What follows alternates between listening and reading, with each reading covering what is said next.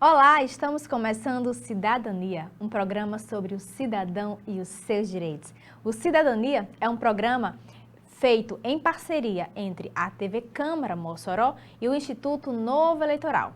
Se você ainda não conhece, você pode acessar os canais oficiais do Instituto e ficar por dentro de notícias, artigos de opinião, livros, palestras, lives, tudo sobre direito eleitoral e direito partidário, principalmente este ano de 2022, onde nós iremos novamente às urnas eleger ou reeleger nossos representantes. Então fique sempre bem informado sobre direito eleitoral e direito partidário. Você que é jurista, que gosta da área, é um amante das áreas jurídicas, mas também você que é cidadão e quer se manter bem informado sobre seus representantes, sobre a política no Brasil, para votar bem, votar consciente este ano de 2022. Então acesse os canais oficiais do Novo Eleitoral e saiba mais sobre essas áreas do direito. Bom, no programa de hoje nós vamos falar de um tema bastante interessante, mas que muita gente desconhece, que é propriedade intelectual, direitos autorais e também proteção de dados. Não sei se você já foi vítima, se já sofreu com alguma fraude, algum vazamento, alguma violação dos seus dados pessoais, mas se você ainda não sofreu, se ainda não aconteceu com você, é importante que você saiba como prevenir. Então, para conversar conosco sobre esse tema, nos dar algumas dicas sobre o assunto, nós vamos trazer aqui a advogada a doutora Giovana Vanderlei, que é especialista na área e vai tirar as nossas dúvidas, trazer este conhecimento para você que nos assiste, esse conhecimento que é tão importante no mundo atual, que é um mundo globalizado, contextualizado, informatizado e digital, assim como os nossos dados. Então, eles precisam estar e serem protegidos pela gente, pelas empresas e também pelo poder público. Então, nós vamos fazer um breve intervalo, mas daqui a pouco a gente volta para conversar com a doutora Giovana Vanderlei. E não esqueça, se você tem alguma dúvida, sugestão de tema para os próximos programas, alguma crítica ou algum elogio, você pode entrar em contato conosco através do nosso Instagram. Vai aparecer na sua tela, @programa Cidadania. Cidadania é exibido toda quinta-feira, programa inédito às 7 horas da noite, aqui na TV Câmara, canal 23.2 da grade da TCM. E em breve também no canal aberto. Então, nós vamos fazer um breve intervalo e voltaremos daqui a pouquinho. Não saia daí que a gente volta já com mais informação para você. Saiba como deve ser o isolamento domiciliar de casos confirmados de coronavírus. As janelas do quarto usado para o isolamento devem estar abertas para a circulação do ar. A porta do quarto deve ficar fechada durante todo o isolamento. A maçaneta da porta deve ser limpa frequentemente. O lixo do paciente contaminado precisa ser separado dos demais moradores. Depois de usar o banheiro, vaso, pia e demais superfícies devem ser limpas para desinfecção do ambiente. Toalha de banho e outros objetos não podem ser compartilhados. Não deixar de lavar as mãos com água e sabonete a cada ida ao banheiro. Em casas com apenas um quarto, os demais moradores devem dormir na sala, longe do paciente infectado. Os móveis da casa precisam ser limpos frequentemente com água sanitária ou álcool 70. Sofás e cadeiras não podem ser compartilhados. A distância mínima entre o paciente e os demais moradores é de 1 metro. Se for preciso cozinhar, use máscara de proteção cobrindo boca e nariz todo o tempo. Garfos, facas, colheres, copos e outros objetos usados pelo paciente devem ser separados. Se um morador da casa tiver diagnóstico positivo para coronavírus, todos os moradores ficam em isolamento por 14 dias também. Caso o outro familiar de casa também inicie os sintomas leves, ele deve reiniciar o isolamento de 14 dias. Se os sintomas forem graves, como dificuldade de respirar, ele deve procurar orientação médica. Para saber mais, acesse o site saude.gov.br/coronavírus.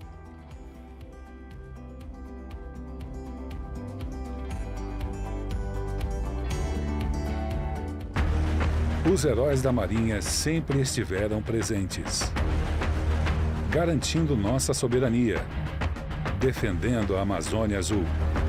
atuando em missões de paz pelo mundo, cuidando do nosso povo, mantendo a presença brasileira na Antártica. Estaremos sempre aqui, defendendo o nosso Brasil. Junho, data magna da Marinha. Heróis de sempre.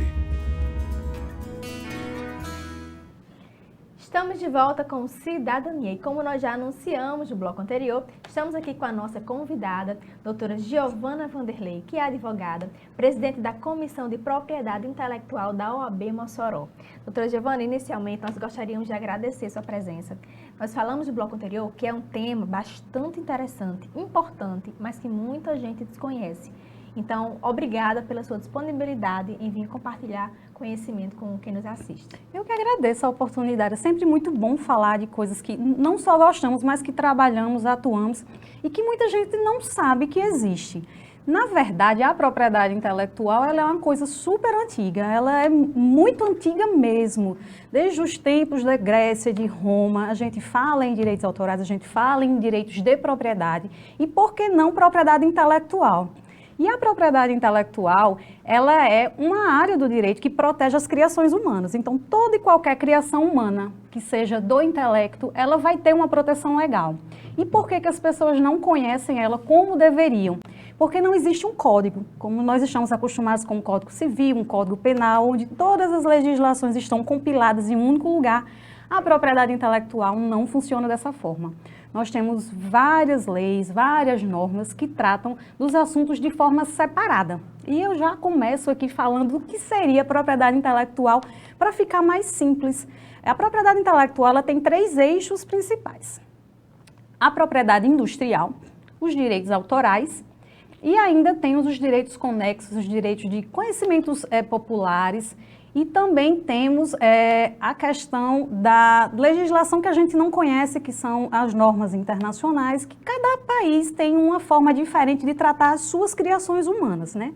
A gente sabe que essas valorações jurídicas, elas dependem muito do lugar onde elas estão. Por exemplo, na França, nós temos proteção para o ar, para o perfume, para o som das vacas, daí você tira como é diferenciado. Mas no Brasil nós somos um pouco mais tímidos. Existe a lei de propriedade industrial, que é a que a maioria das pessoas conhecem, que trata de marcas e patentes. A maioria das pessoas costuma confundir propriedade intelectual com registro de marcas e patentes. E não é só assim. É porque a gente escuta muito falar, né? Ah, fulaninho criou um produto, criou uma marca e patenteou. Exato. Então, o que significa isso? Qual é essa diferença, então? A patente é, de certa forma, uma segurança que o Estado dá para que o inventor possa dizer, é meu, fui eu que desenvolvi e eu posso explorar essa minha criação. Inclusive, eu posso ganhar dinheiro com ela. Quando a gente fala explorar, entendam, exploração comercial. Mas não fica só aí. Na propriedade intelectual, nós temos marcas, patentes. Dentro desse gênero patentes ainda temos modelos de utilidade, as invenções propriamente ditas. Nós temos também indicações geográficas. Eu não sei se as pessoas conhecem por esse nome, mas todo mundo já ouviu falar em champanhe. E champanhe vem da França, e França não tem nada a ver com o champanhe. Na verdade, o champanhe é uma região da França onde aquela uva é plantada. Então, quando falamos em indicações geográficas, nós sempre vamos associar o local onde elas foram produzidas. E isso agrega valor ao produto. Para quem não sabe, nós temos aqui em Mossoró o Melão Mossoró. Não sei se as pessoas sabem, mas é um selo de indicação de procedência para dizer que o melão é de Mossoró. Então, isso já agrega muito valor. Temos também o bordado de Caicó. Não sei se as pessoas sabem, mas nós que trabalhamos com essa área, achamos que, embora tenha muito potencial, temos ainda poucos registros de indicações geográficas. E além das indicações geográficas, já entrando um pouquinho lá nos outros eixos, para sairmos um pouco da propriedade industrial e entrando já um pouquinho nos direitos autorais, porque todos nós somos autores de alguma coisa, nem que seja só do nosso TCC. Mas o nosso TCC demandou tempo de vida, demandou estudo e por que não dizer que algo é nosso? Mas nesse caso, curiosamente, não precisa de um registro. É seu, você deve ter como provar, você deve ter um registro se você quiser explorar ele comercialmente, mas não necessariamente você precisa registrar tudo que faz. Mas se você trabalha com isso, se você desenvolve romances, se escreve livros, manuais, ou ainda se você compõe músicas, todos nós sabemos, né, dos direitos autorais de música. fulano plagiou cicrano, não pagou os direitos autorais, Não pagou os royalties. não pagou os royalties, não tem um registro no ECAT, não tem nada, vamos cancelar. Às vezes a gente vê no YouTube, né? Já falando um pouco de uma linguagem bem jovem, tem muito strike no YouTube. O que seria o strike? Meu sobrinho chegou com uma dessa, do strike. Tia, deu um strike no vídeo, porque a violação dos direitos autorais foi identificada pela plataforma, ou seja, a pessoa estava reproduzindo um material que não era dele. E não basta ser só uma reprodução total. Uma reprodução parcial já é uma hipótese de ferimento de direitos autorais. E as pessoas acham que a internet é terra sem lei, é terra de ninguém, né? Pode sair pegando tudo que vê na internet e reproduzindo, colocando nos projetos pessoais. Exatamente. E também acha que vamos mudar aqui uma coisinha ou outra e ninguém vai notar, né? Vamos trocar, vamos colocar uns sinônimos. Mas a ideia, ela também é um indicativo de uma violação. Se você consegue pegar algo que foi adaptado, que foi traduzido, mas não teve autorização do autor ou ainda dos seus herdeiros. Gente, os direitos autorais, eles vigoram até 70 anos depois da morte do titular. Então, os herdeiros, eles podem sim cobrar os direitos autorais dos seus parentes que tenham produções artísticas e culturais. E depois desse tempo, tudo bem, vai para o domínio público. Mas um fato curioso que eu gostaria de chamar a atenção é que todo mundo deve estar achando, Giovana, então a gente não vai mais poder usar nada, porque está tudo na internet, a gente vai ter que pedir autorização para tudo? Não. Basta que a gente cite a fonte. Então, se a gente pega algo da internet, coloca num trabalho, coloca numa fala, numa peça de teatro, desde que você cite, problema não tem. O problema é você dizer que é teu, ou então omitir isso. Citou a fonte, citou o autor, está tudo resolvido. Até porque a lei ela não impede as criações e não impede a divulgação dos trabalhos culturais. A gente quer mais é que as pessoas fiquem sabendo, mas também que digam de onde vem. Isso é até uma forma de respeito ao autor. Sim. Doutora Giovana, e supondo, né, que eu desejo abrir uma empresa, ainda falando sobre a questão de marcas e patentes, como eu devo proceder, a qual órgão eu devo me dirigir e qual a importância de você registrar a sua marca? Vamos lá. Eu tenho sempre duas orientações básicas. Você vai empreender sozinho, na internet, de forma autônoma, ou você vai empreender por meio de uma pessoa jurídica.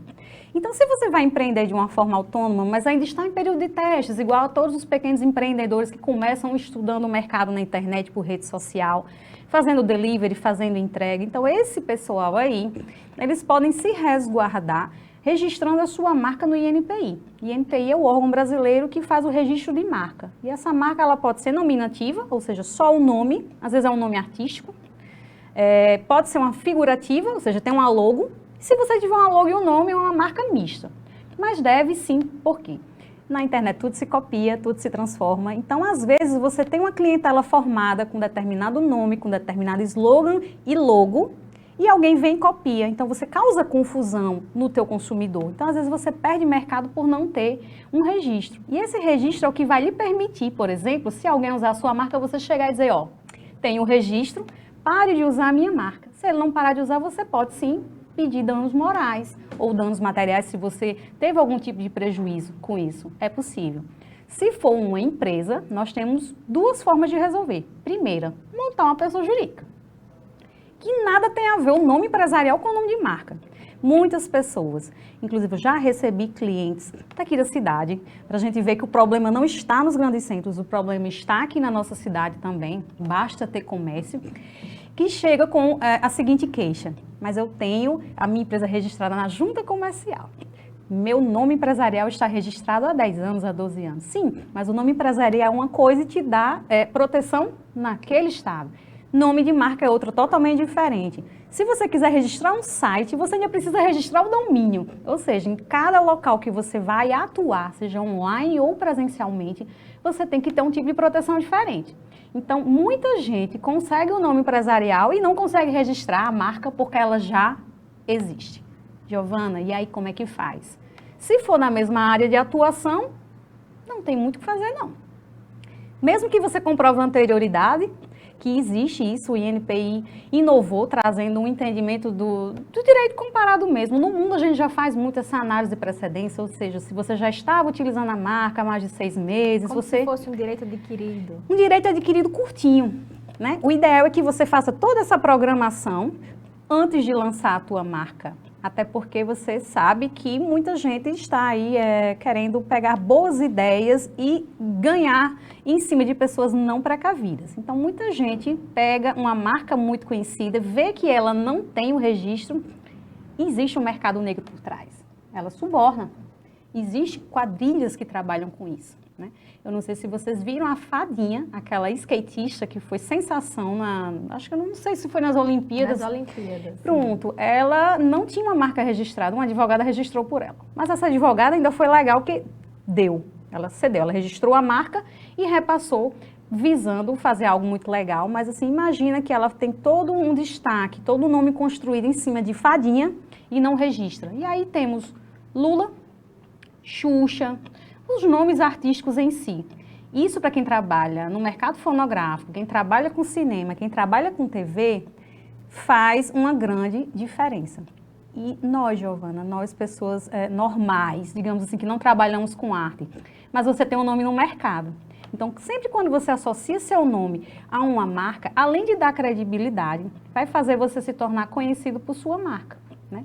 E você vai poder exigir que ninguém use essa marca tua, você fica protegido. E outra, imagina só que você constrói 15 anos em uma marca, não registra, alguém vem e registra e você tem que mudar fachada, identidade visual, site, material publicitário, todas as propagandas que você fez, todas as reportagens e entrevistas que você concedeu. Então, assim, isso para quem trabalha no mercado é uma perda de tempo, uma perda de dinheiro muito grande. E não é caro registrar, gente. Pelo amor de Deus, não é uma coisa inacessível. A taxa do INPE, que eu chamo INPE, mas é o Instituto Nacional da Propriedade Industrial, ela é R$ 142 para pessoas físicas e microempresas. Então, não é uma taxa tão cara assim. Isso para marcas. Patentes tem um outro valor, para indicações geográficas tem um outro valor também, e já deixando claro que essa marca, ela dura 10 anos. Quando você consegue a concessão, você paga pelo certificado, obviamente, ele dura 10. No final de 10 anos você renova. Então, assim, então não é uma anuidade, não preciso ficar pagando uma mensalidade, por exemplo. Não, para marcas não. A marca dura 10 anos e ela pode ser renovada aí indefinidamente. Sempre ter um cuidado de fazer essa gestão da propriedade intelectual. É agora um nome que parece difícil, mas que é aparentemente difícil, mas que é muito comum. Quem trabalha com direito empresarial propriamente dito, quem trabalha com a propriedade intelectual, já tem uma forma de gerir esses ativos. Então, tudo que se cria, a gente já analisa para que essa bela ideia não seja copiada e ela não seja... há investimentos. Quem cria, quem trabalha com isso, investe. Patentes, que falamos de inventos. Quantas indústrias farmacêuticas não investem para produzir medicamentos e vacinas? Com o Covid nós vimos aí todo aquele imbróglio que teve. Aí quebra a patente de vacina, não quebra a patente de vacina. Então, assim, não é só marca, não é só roupa. Patentes, elas podem ser de várias outras coisas. Invenções nós temos várias e muitas delas são muito importantes para a sociedade. Então, a gente tem que ter cuidado com isso, igual a gente tem com outras coisas na vida. Doutora Giovana, o papo está muito bom, mas a gente vai precisar fazer um intervalinho. Voltaremos daqui a pouco falando um pouco mais sobre direitos autorais e também sobre proteção de dados. Então não sai daí que a gente volta já. Saiba como deve ser o isolamento domiciliar de casos confirmados de coronavírus. As janelas do quarto usado para o isolamento devem estar abertas para a circulação do ar. A porta do quarto deve ficar fechada durante todo o isolamento. A maçaneta da porta deve ser limpa frequentemente. O lixo do paciente contaminado precisa ser separado dos demais moradores. Depois de usar o banheiro, vaso, pia e demais superfícies devem ser limpas para desinfecção do ambiente. Toalha de banho e outros objetos não podem ser compartilhados. Não deixar de lavar as mãos com água e sabonete a cada ida ao banheiro. Em casas com apenas um quarto, os demais moradores devem dormir na sala, longe do paciente infectado. Os móveis da casa precisam ser limpos frequentemente com água sanitária ou álcool 70. Sofás e cadeiras não podem ser compartilhados. A distância mínima entre o paciente e os demais moradores é de 1 metro. Se for preciso cozinhar, use máscara de proteção cobrindo boca e nariz todo o tempo. Garfos, facas, colheres, copos e outros objetos usados pelo paciente devem ser separados. Se um morador da casa tiver diagnóstico positivo para coronavírus, todos os moradores ficam em isolamento por 14 dias também. Caso o outro familiar de casa também inicie os sintomas leves, ele deve reiniciar o isolamento de 14 dias. Se os sintomas forem graves, como dificuldade de respirar, ele deve procurar orientação médica. Para saber mais, acesse o site saude.gov.br/coronavírus.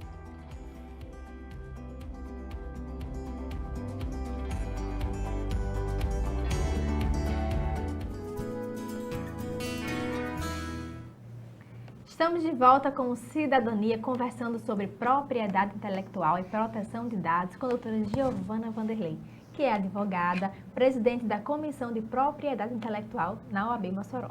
Doutora Giovana, falando agora um pouco sobre os direitos autorais, você citou, né? Mas eu gostaria de saber, na verdade, o que são os direitos autorais? Qual a importância deles? Porque a gente escuta muito, né? Você mesmo citou, as pessoas compõem músicas, a gente escuta muito falar nessa questão, né, relativa à arte. Mas se limita à arte? Não. Como a gente sempre fala, eu sempre costumo dizer, vamos para a origem do termo, direitos autorais. Então, tudo aquilo que você cria, que foi produção humana do seu intelecto, é autor, tem proteção sim. Isso, inclusive, vai para programa de computador, viu, gente? Software. Não é só livro, não é só música, poemas. É toda e qualquer criação humana que seja possível de você materializar. Ideias não contam. As ideias, elas são muito boas para você materializar. Então, vamos supor que você teve uma ideia, copiaram sua ideia? Não.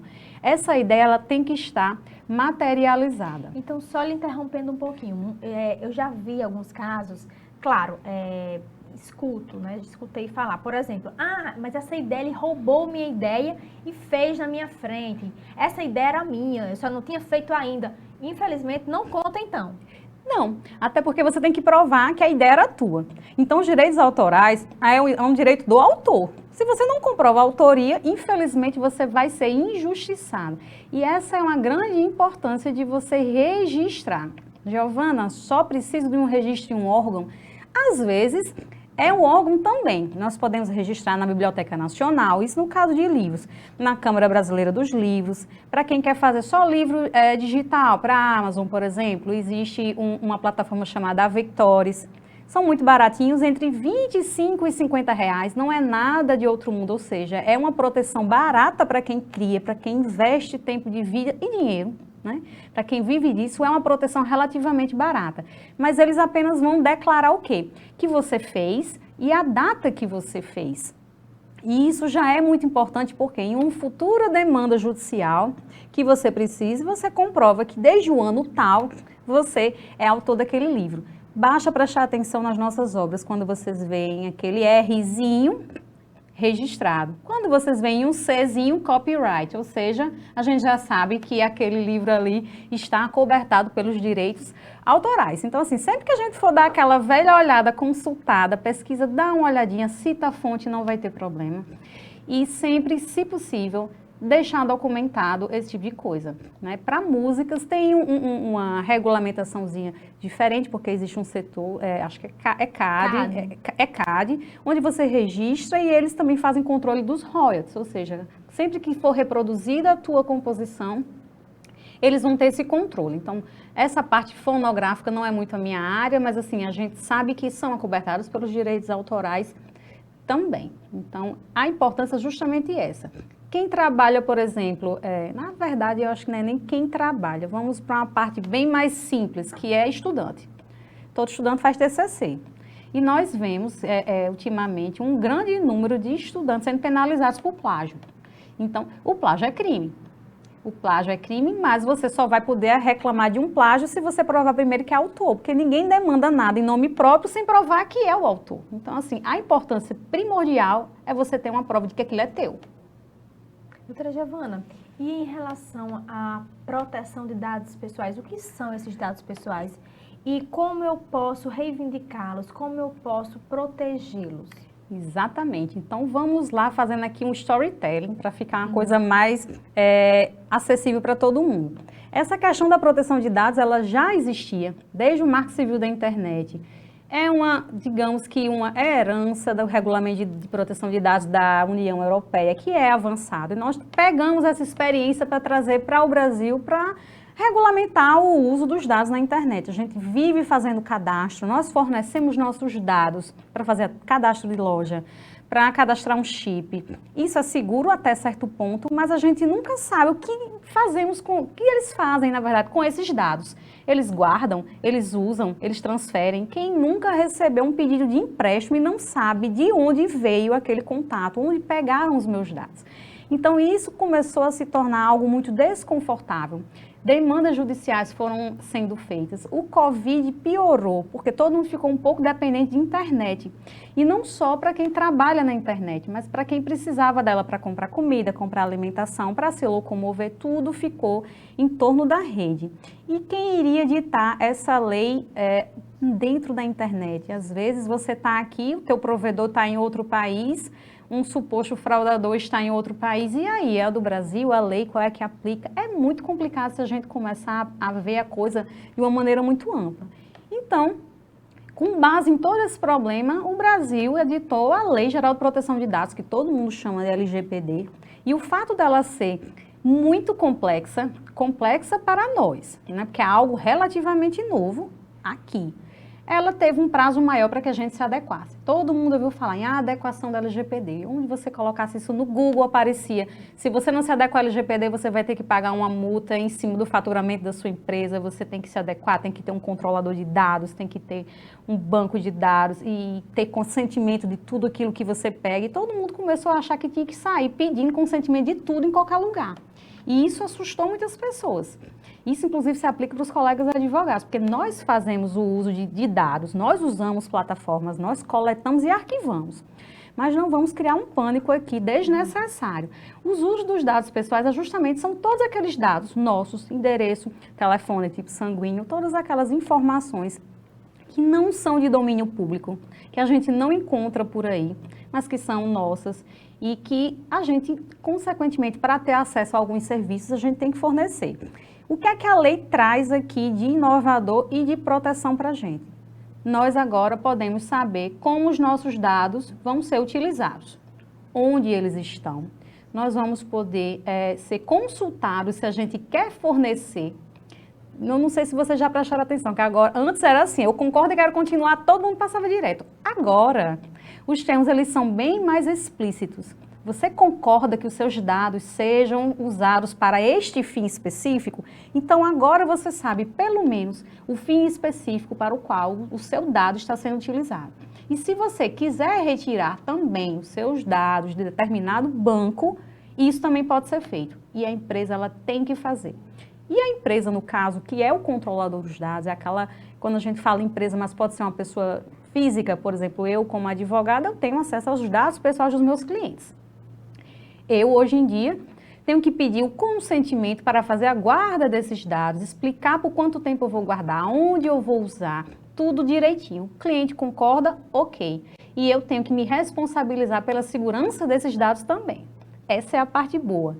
Deu problema, teve vazamento, o banco de dados, o controlador daqueles dados, ele vai poder ser acionado. Então, já me estendendo, indo para a parte de fraudes e hackeamento de contas, que eu acho que todo mundo faz associação à segurança dos dados, às redes que são clonadas, que são hackeadas, porque existe uma diferença de hackeamento e clone, né? Às vezes, clone, você pega uma foto de alguém, um número qualquer, e se passa. A gente diz que clona. Então, hackeamento é aquele outro, uma coisa que eu acho até muito mais complexa, onde você faz uma invasão de dados por meios artificiosos e a gente às vezes não consegue nem ter provas para isso. Isso aconteceu tanto. As pessoas foram se especializando tanto nesse hackeamento de contas, de prints, que a própria justiça já começou a flexibilizar. Ó, todo mundo tem print de tudo. todo mundo está usando provas digitais, ninguém mais imprime. A parte boa é que a gente elimina papel e ajuda o meio ambiente. Mas, em compensação, essas provas digitais, elas são manuseáveis. Ou seja, pega uma pessoa muito boa com edição, às vezes ela faz uma modificação, alteração naquela essência daquele documento. E vamos associar também com fake news, né? Tivemos muitos episódios de fake news, de contas que foram falsificadas, de pessoas que tiveram fraudes em seu nome sem nem saber. Então, quando isso acontece, como é que a gente faz, Giovana? Como é que a lei vai chegar para mim e me ajudar? Antes de tudo, a gente tem que ter cuidado, né? A gente toma cuidado quando sai de casa, então vamos ter cuidado na internet. Vamos imaginar que a internet é um lugar perigoso, igual a gente se cuida antes de sair. Então, assim, sempre que possível, colocar uma senha mais forte. Uma dupla verificação de segurança, de identidade. Usa teu cadastramento, faz o cadastramento biométrico sempre que possível, porque assim, ainda não estão falsificando digitais, mas a gente tem que se preparar para poder evitar esse tipo de coisa. Essa possibilidade também, né? Claro, as pessoas estão se especializando no crime, tanto é que a justiça não está aceitando mais prints qualquer. Antes a gente chegava, colocava um print, está aqui a conversa do bate-papo, não quiser cancelar a minha linha telefônica e a gente colocava. Hoje em dia, isso não é muito aceito, assim, não aceito de qualquer jeito. Precisa ver todo o contexto, né? Não uma simples... Hoje nós temos que apresentar os metadados do e-mail para provar que aquela imagem, aquela mensagem é original, com data, com hora, com IP. As assinaturas agora são trocadas por certificados digitais, por assinaturas eletrônicas. Nós temos lei que já está falando que isso daí vai ser daqui para frente utilizado dentro da administração pública. Os bancos de dados públicos, eles estão fazendo várias verificações. Quem mexe muito com meu INSS, gov.br, os sistemas do governo, a gente vê que eles estão com tudo adaptado e tem que ser, porque assim, se a gente começar na área pública, né?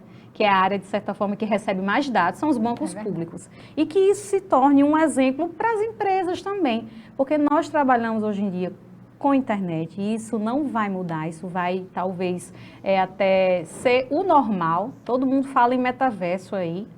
No metaverso, o metaverso está aqui, bem pertinho de nós. E então, vamos nos preparar para isso. Tomar cuidado é a primeira coisa que se deve fazer. Segundo, tomou cuidado e ainda assim caiu, porque somos humanos e às vezes a gente não consegue. Às vezes a esperteza de algumas pessoas ultrapassa a nossa capacidade de prever. Então às vezes a gente cai, eu já caí e me odiei por isso, mas eu caí, eu tive telefone clonado e foi um transtorno. Mas mesmo assim, quem controla esses dados, eles são obrigados a suspender a conta, a dar meios para que você possa restabelecer essa conta depois que verificarem a sua identidade. E o importante é você ter provas de que foi um hackeamento, de que foi fraudado. E, Giovana, como é? Se print não vale, como é que a gente faz? Aí entra a inovação jurídica. Inovação não é somente tecnologia, né? A gente usa tecnologia para inovar. Mas a prova digital hoje em dia é algo novo entre aspas, mas não é tão novo assim, é novo para que a gente possa usar de uma maneira mais simples. Antes era muito complicado.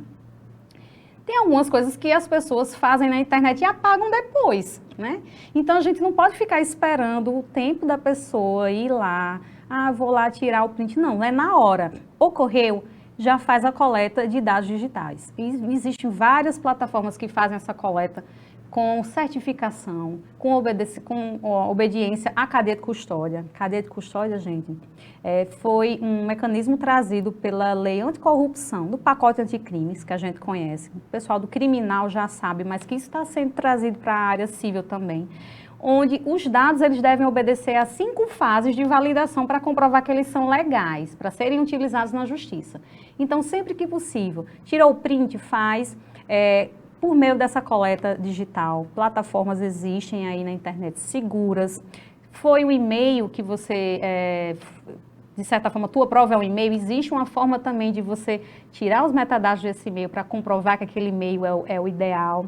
E várias outras coisas, assim, a gente não vai tratar disso diretamente, mas com certeza os advogados e a própria internet já está dando muitos tutoriais, a gente consegue fazer muita coisa de uma maneira segura para ir depois, no último caso, a gente ir para a justiça com tudo certinho. Doutora Giovana, inclusive vou convidá-la novamente para vir em outra oportunidade e falar, talvez, quem sabe, sobre inovação jurídica. Seria excelente. O nosso bloco, infelizmente, está chegando ao fim. Podemos ficar aqui escutando você ainda muito tempo falando. Foi um prazer tê-la conosco. E, como eu já disse, o programa está de portas abertas para que você possa retornar e falar sobre outros temas. Eu que agradeço a oportunidade. Sempre muito bom falar sobre esse assunto. Até porque quanto mais gente sabe, é muito melhor, porque a gente fica muito mais resistente a esse tipo de ataque. Quando eu falo ataque, não pense pelo lado ruim, mas é algo que vem para nos preparar. Então, assim, vamos inovar não só na parte jurídica, mas vamos inovar na nossa vida, de tomar esse cuidado. E a internet está aí, a gente pode sim utilizar ela para o bem. A gente tomando cuidado pode fazer quase tudo lá, inclusive registrar tudo que a gente faz, porque tempo de vida, investir em alguma coisa, merece pelo menos uma proteçãozinha. Então, sempre que possível, registrem os seus ativos intelectuais. Se não conseguirem fazer isso de maneira autônoma, tem muita gente que trabalha com isso, que pode dar um suporte. O importante é a gente continuar criando e não se deter, né? Com tanto problema, deixar de usar a internet. Obrigada, doutora Giovana. De nada. Muito obrigada. Bom, nós vamos para um breve intervalo, mas daqui a pouco a gente volta com o doutor Herval Sampaio e o doutor Pietro Medeiros. Não sai daí. Os heróis da Marinha sempre estiveram presentes, garantindo nossa soberania, defendendo a Amazônia Azul, atuando em missões de paz pelo mundo, cuidando do nosso povo, mantendo a presença brasileira na Antártica. Estaremos sempre aqui, defendendo o nosso Brasil. Junho, data magna da Marinha. Heróis de sempre. Estamos entrando no quarto e último bloco do Cidadania e nós já vamos direto para o quadro Em Pauta com o Dr. Herval Sampaio, ele que já prometeu que estará aqui nos nossos estúdios gravando o programa também, levando informação para você. Mas por enquanto ele está no quadro Em Pauta trazendo novidades sobre as eleições 2022. Vai lá, Dr. Herval, agora é com você.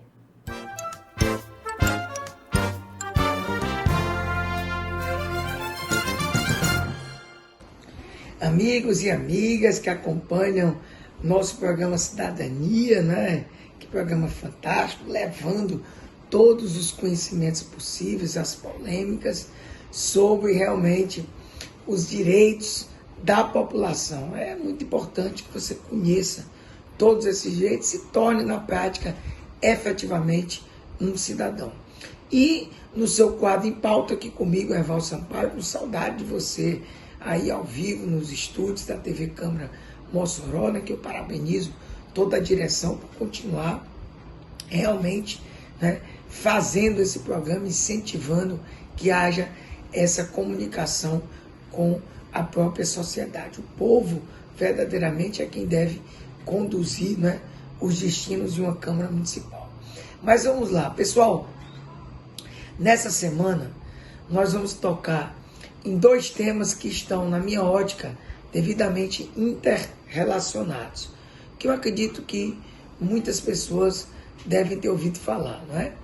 Nessa semana nós tivemos aí uma decisão, de certo modo, né, vamos dizer assim, não vou dizer inédita, né, mas uma decisão interessante, alvissareira, uma decisão polêmica, uma decisão que tem gerado muitas críticas, porque quando gera, né, não só relativa a essa temática das eleições, essa temática, né, do Tribunal Superior Eleitoral, da Justiça Eleitoral, da questão das urnas eletrônicas, mas de certo modo dentro dessa polarização, né, dessa pauta ideologizada, né, de um lado e de outro, essa polarização, eu particularmente acho ridícula, né, onde você se posiciona tecnicamente sobre um dado tema, mas você é conduzido a ser de um lado ou de outro.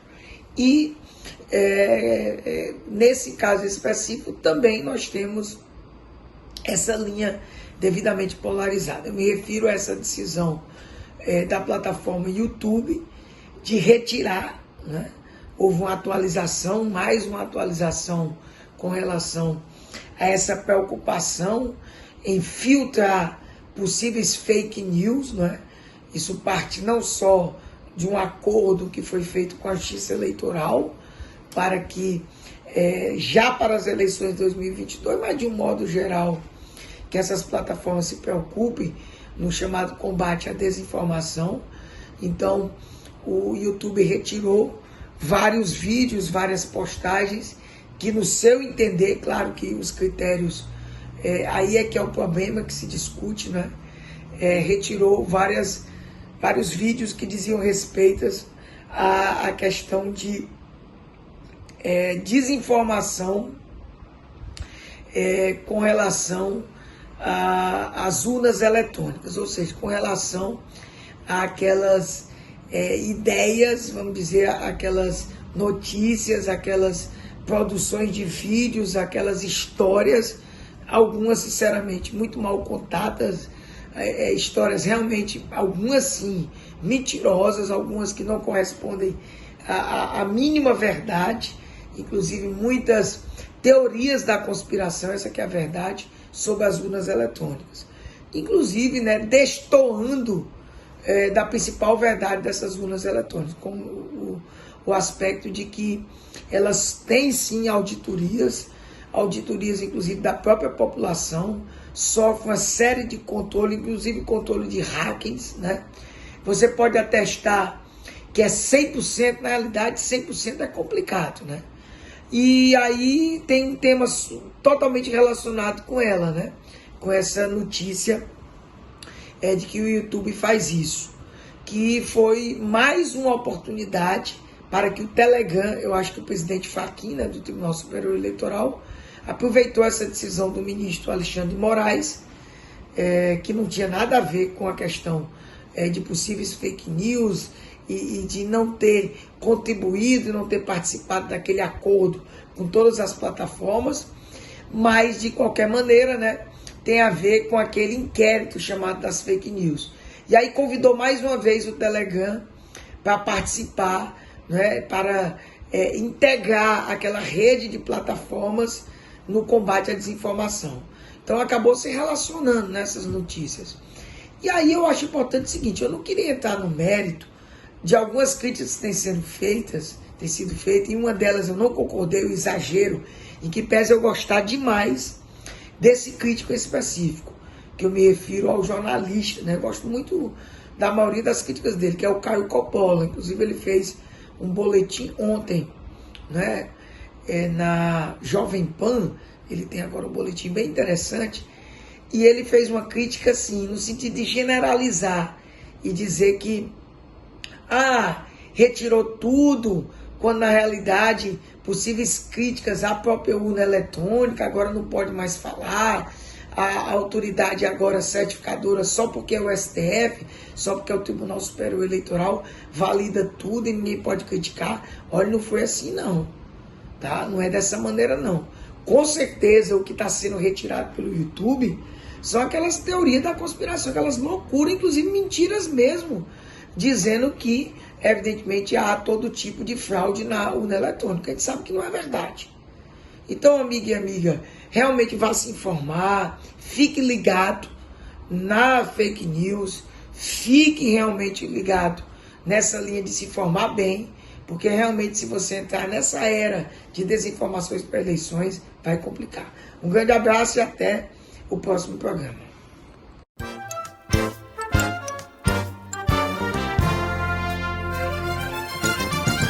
Obrigada, doutor Erval Sampaio. De um quadro diretamente para outro, agora com o doutor Pietro Medeiros, no quadro O Povo Quer Saber. Sempre buscando tirar as dúvidas de vocês, que vocês mandam para ele através do Instagram dele. Então, vamos lá, doutor Pietro, que agora é com você.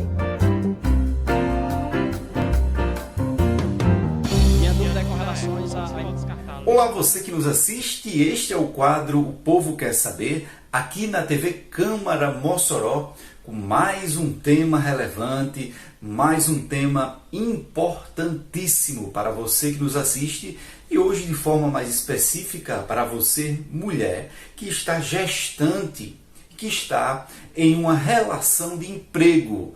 Eu recebi uma pergunta essa semana aqui nas nossas redes sociais e a gestante me perguntou se ela, por estar gestante e estar em um contrato de trabalho temporário, se ela tem a estabilidade garantida na nossa Constituição. Vamos deixar claro que a Constituição garante a estabilidade para gestantes em contratos de trabalho com prazo indeterminado. Então, contratos com prazos indeterminados, a gestante, após o parto, tem uma estabilidade de 5 meses, ou seja, o empregador não poderá demiti-la nos próximos 5 meses posterior à gestação. Mas a dúvida é, a maioria dos contratos são por tempo indeterminados. E nos contratos por tempo determinados, regidos pela Lei 6.019 de 74, como é que funciona? O TST, Tribunal Superior do Trabalho, lá em Brasília, os ministros decidiram que, em contratos regidos pela Lei 6.069 de 74, esses contratos que você tem um prazo certo para entrar e um prazo certo para sair, neste caso de contratos por prazo determinado, a gestante não tem estabilidade. Então, se você é contratada, por exemplo, em uma corretora de imóveis ou uma corretora de vendas, em um caixa de supermercado, para trabalhar por 3 meses ou 180 dias, por exemplo, 6 meses, então você já sabe quando você vai entrar e já sabe quando você vai sair. O Tribunal Superior do Trabalho já decidiu que nestes casos você não tem estabilidade na função que você está exercendo. Então o gestor poderá, o empregador poderá demiti-la, certo? Há uma celeuma, digamos assim, porque existem também contratos por prazos determinados, mas contratos de experiência. E aí nos contratos de experiência, qual a diferença do contrato de experiência para o contrato por tempo determinado? No contrato de experiência, você tem a expectativa que você vai ficar no cargo que você está exercendo, certo? Então, no contrato por prazo determinado é diferente. Você tem o dia que você vai entrar e o dia que você vai sair. Já está explícito no seu contrato. Então, há uma celeuma, há decisões que no contrato por experiência teria sim estabilidade em virtude de que há uma expectativa de contratação. Já no contrato por prazo determinado não tem essa expectativa. A gestante já sabe, a pessoa já sabe o dia que vai entrar e o dia que vai sair. Então o Tribunal Superior do Trabalho decidiu que não tem essa estabilidade. Então, se essa foi a sua dúvida ou é a dúvida de outra pessoa, compartilhe, né, o nosso programa, compartilhe aí as informações que vai ser de bastante proveito para você e para os seus amigos, tá bom? Então, um grande abraço e fiquem com Deus e até a próxima. Minha dúvida é com relação a descartar a lista, né? Obrigado, Dr. Pietro. O Cidadania de hoje vai chegando ao fim. Obrigada pela sua audiência, pela sua participação. Contamos com você na próxima quinta-feira, 7 horas da noite, aqui na TV Câmara, mais um programa inédito. Enquanto isso, você continua aqui na programação da TV Câmara Mossoró. Até mais!